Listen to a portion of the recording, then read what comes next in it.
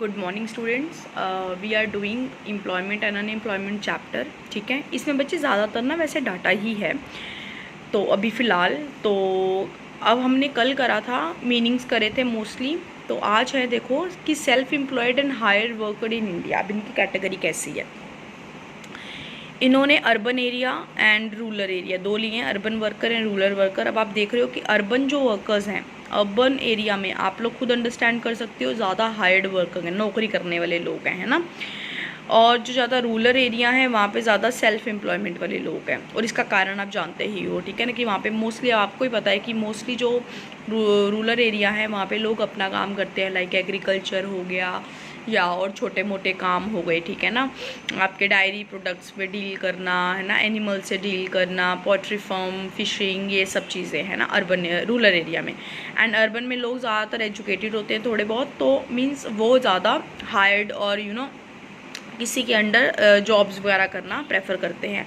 और यही देखो टू मेजर प्रिंसिपल्स हैं इनमें, वही कि in the urban people look for skilled job in offices, factories etcetera. In the rural area में क्या होता है, family farms are most attractive means of employment, right. Again in the rural area non farm jobs opportunities हैं वो limited होती हैं, ठीक है ना। People generally do not show preference to skilled और training for non farm occupation, है ना। जो स्किल्ड लोग हैं वो नहीं करते हैं, they prefer to stay on family farms and field as the self employed, ठीक है। ये एक मेन कारण होते हैं। उसके बाद आपका आता है मेल एंड फीमेल में, है ना। जो मेल है, मेल ज़्यादा जो है वो आपके देखो वैसे तो थोड़ा सा इक्वल ही है मेल का, कि जो मेल है मेल में से ज़्यादातर लोग इक्वल ही हैं। सेल्फ एम्प्लॉयड भी 48.4 है और जो आपके हार्ड वर्कर है वो 51.6 है। फीमेल जो है, फीमेल ज़्यादा हायर्ड करती है as compare to their self work, क्योंकि सेल्फ दिख रहा हो आपको 39.9% आ रहा है, जबकि हायर्ड किसी के अंडर काम करना है दैट इज़ 60.1%, है ना।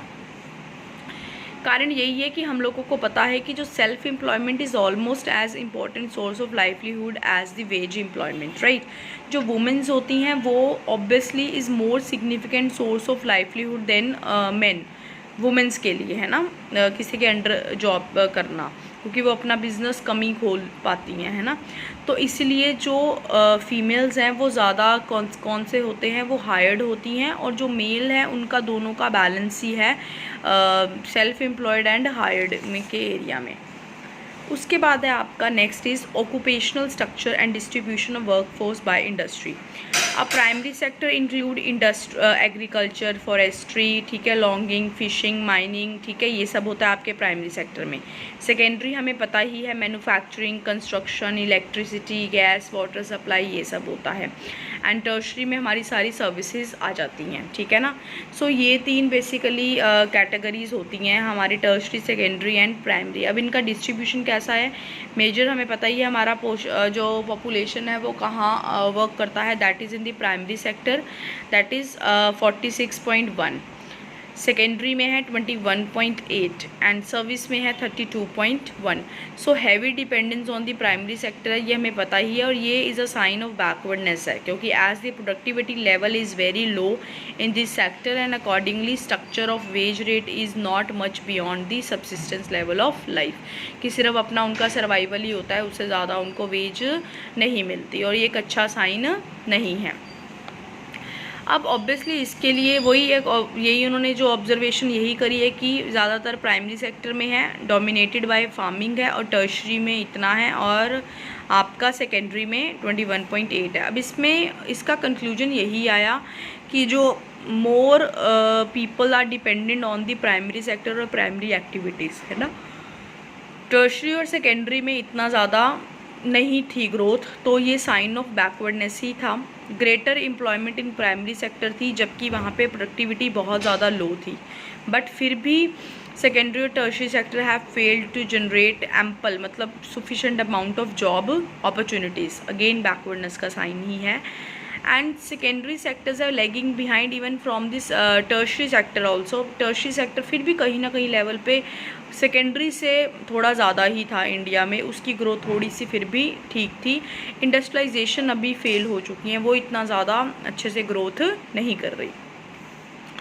अब है रूरल एंड अर्बन वर्कफोर्स. अब रूरल एंड अर्बन वर्कफोर्स का अगर हम कैटेगरी बनाएं कि जो रूरल वर्कफोर्स है, हमें पता ही है ज़्यादा वो प्राइमरी में होगी, दैट इज़ 58.5.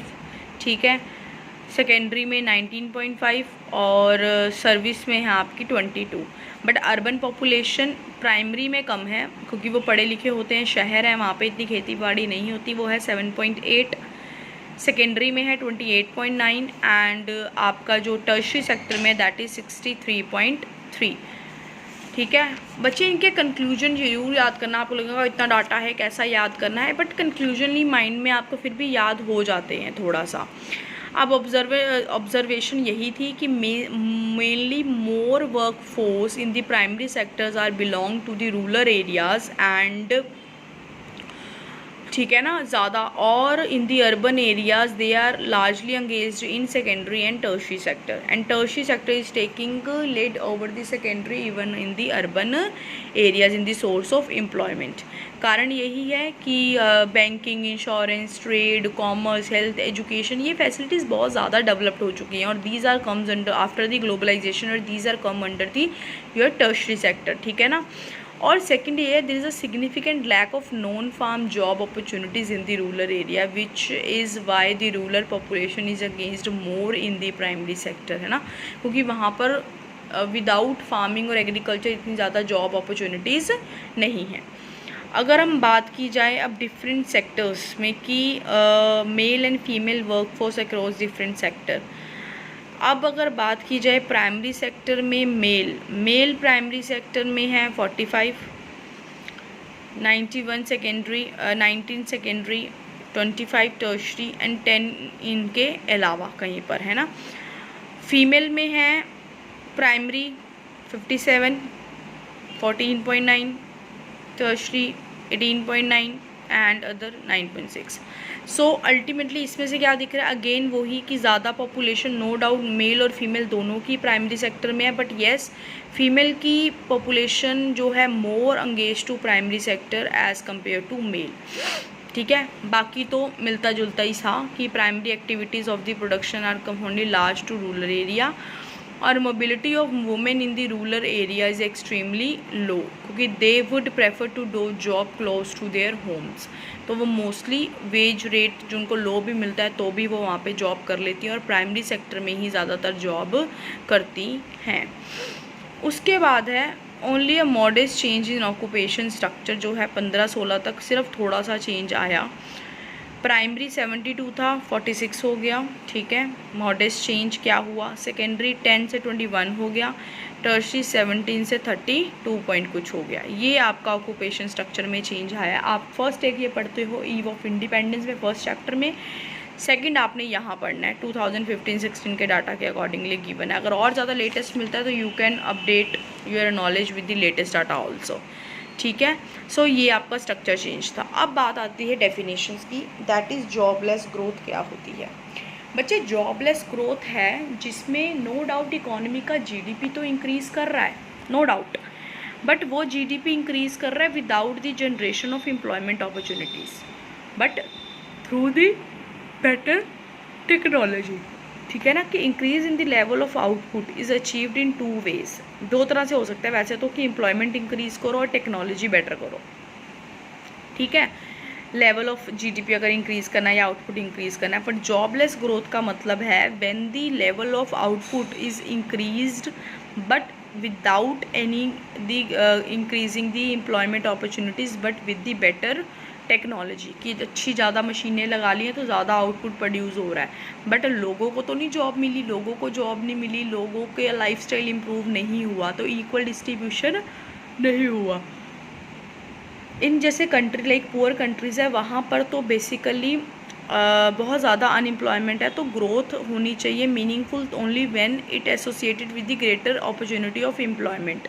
ठीक है, तो ही पॉवर्टी दूर हो पाएगी. लेकिन Indian economy is experiencing GDP more through the technology than the employment of labour. But वो किससे ले रहा है ज़्यादा इंक्रीज़ करके? आपकी टेक्नोलॉजी को इम्प्रूव करके ले रहा है। And why we are relying more on technology and less on employment?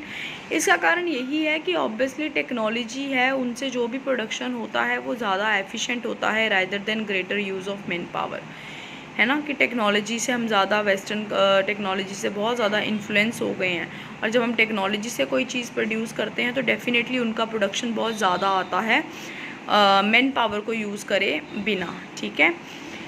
उसके बाद आपकी आती है casualisation and informalisation of workforce.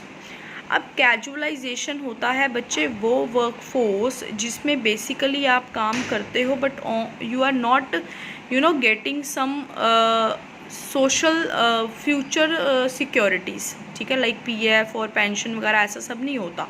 इसमें percentage of casually hired worker in total population has Ryzen, वो बढ़ भी बहुत गए हैं 23 से 33 पर, एंड फर्दर 39.3 से, और अब वो बढ़ते ही जा रहे हैं, ठीक है ना। अब जो percentage of self employed workers हैं वो डिक्लाइन हो रहे हैं, सेल्फ एम्प्लॉयड के, अपने काम के, फ्रॉम 62 से 52 हुए, फिर 44 हुए, फिर 49.5 हुए, और अब डिक्लाइन होकर 46 हो गए हैं सेल्फ एम्प्लॉयड वाले। रेगुलरली हायर्ड जो वर्कर्स हैं वो भी डिक्लाइन हो रहे हैं, continue to decline. Percentage of regularly hired worker in total population continues to have around 15% during this, जो नहीं वो इंक्रीज़ हो गए रेगुलरली हायर्ड को, और वो 18.6 से अब 17 तक हुए हैं। And 3.7% of employed persons were reported to be hired as contract workers. अब casualization of workforce refers to a situation when the percentage of casually hired worker in the total population tend to rise over time. Percentage of casually hired worker, अब वो बढ़ी रही है, उसको हम casualisation कहते हैं। अब बात होती है कि कैजुअली हायर्ड वर्कर होते कौन से हैं, है ना।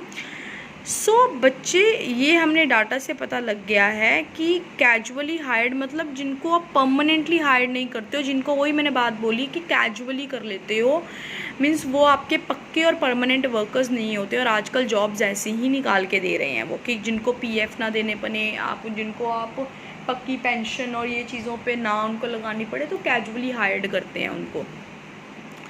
वो कह रहे हैं the bulk of the self employed workforce is found in rural area. Self employment जो वर्कर्स हैं हमें रूरल एरिया में ही मिलते हैं। People work on their farms and fields, not become everybody is gainful employed, but not because everybody is contributing to output, but as simply because many of them are not getting non farm jobs even when they are wish to migrate, है ना। मतलब वो लग रहे हैं, काम वहाँ पे कर रहे हैं, वो मजबूरियों से कर रहे हैं, वो अपने शौक़ से नहीं कर रहे, क्योंकि उनको कोई और ऑफ फार्मिंग जो है अलावा कोई, उसके अलावा कोई जॉब अपॉर्चुनिटीज़ ही नहीं है उनके लिए। उसके बाद they are employed on their farms only for the name sake, in fact they are disguisedly unemployed, है ना। इसीलिए these the marginal workers tend to migrate to urban areas, and more often than not they get the employment only as a casual worker, as a daily wages, जिनके पक्की jobs नहीं होती। And this is the story of unskilled workers leading to casualization of employment। इसीलिए employment की क्या हो रही है, casualization हो रही है। Casualization होता है when the increasing the number of casual workers। Casual workers means वही जो उनको आप डेली बेसिस पे और परमानेंट जॉब पे नहीं रखते हो, सिर्फ दिहाड़ी पर या डेली वेजिस पर इस तरह से हायर करते हो। एंड इनफॉर्मलाइजेशन होता है आपका फॉर्मल सेक्टर में, दो में कैटेगरी है इसकी, formal sector and informal employment में, and formal employment. Formal employment आपकी होती है refers to organize sector of economic of the economy. It include government departments, public enterprises, private establishments, है ना, विच हायर 10 और मोर वर्कर्स, वो होते हैं। और इनफॉर्मल आपके होते हैं प्राइवेट सेक्टर्स, है ना, जहाँ पर आप प्राइवेट सेक्टर्स में जॉब करते हो। तो इनके फॉर्मलाइजेशन होता है the workers in the formal sectors are entitled to social security benefits by worker in the informal sectors are not. मतलब इसमें है कि जो गवर्नमेंट जो जॉब करते हैं उनको हमें पता है कि उनको प्रॉपर PF पेंशन ये सब मिलता है ना, बट जो प्राइवेट कंपनियों में जॉब करते हैं उनको ये चीज़ नहीं मिलती। While economic interest of the workers in the formal sector is protected through the various labor law, ठीक है, हमें होता है, हमें पता है फॉर्मल में उनके लिए बहुत लीगल लॉज वगैरह बने होते हैं. And to protect their economic interests, workers in the formal sector, there are basically trade unions. No such unions exist in the informal sectors, है ना. So informal sectors, workers are highly voluntary to uncertainties of the market, and they are hired when the market segments are good and fired when there is a economic slowdown. हाँ बिल्कुल. अब इसमें बात करें कि अब ज़्यादा जो इनफॉर्मलाइजेशन होता है वो होता है increase in the workforce in the situation where the percentage of workforce in the formal sector tend to decline and the informal sector is tend to rise. अभी आजकल वही हो रहा है. अब जैसे हुआ कि फॉर्मल जॉब्स हो गई जो आपकी होती है गवर्नमेंट जॉब्स, जो पक्की जॉब्स होती है जिनके आपको पेंशन मिलते हैं, फ्यूचर सिक्योरिटीज़ मिलती हैं, अगर आप कभी रिटायर्ड हो ना, पेंशन सब कुछ आपको बेनिफिट्स मिलते हैं, आपके हेल्थ बेनिफिट्स मिलते हैं, आपको सारे राइट्स को प्रोटेक्शन मिलता है. और इनफॉर्मल होता है जैसे प्राइवेट जॉब्स वगैरह जो आजकल की, जब उनको ज़रूरत है उनको जॉब पर रख ले. सब कोरोना के लिए चलते कितने लोगों को जॉब से निकाल दिया, सैलरीज कम दे रहे हैं कमरे को, कि that is a basically informal sector. Private sectors हैं वो लोग, है ना. तो वहाँ पर जो है ज़्यादा परसेंटेज जब बढ़ेगी लोगों की, और आजकल बढ़ी वही रही है, तो उस प्रोसेस को बोलते हैं इनफॉर्मलाइजेशन ऑफ वर्कफोर्स. ठीक है ना. सो ये एक अच्छी बात नहीं है. That is formal employment should have risen and informal sector employment should have decline over the time. And just to opposite what happen in India. होना वैसे ये चाहिए कि फॉर्मल सेक्टर एम्प्लॉयमेंट राइज होनी चाहिए और इनफॉर्मल डिक्लाइन, बट उल्टा हो रहा है इंडिया में. इंडिया में इनफॉर्मल बढ़ रही है और फॉर्मल डिक्लाइन कर रही है. ठीक है. सो ये था. बाकी we will do in the next video.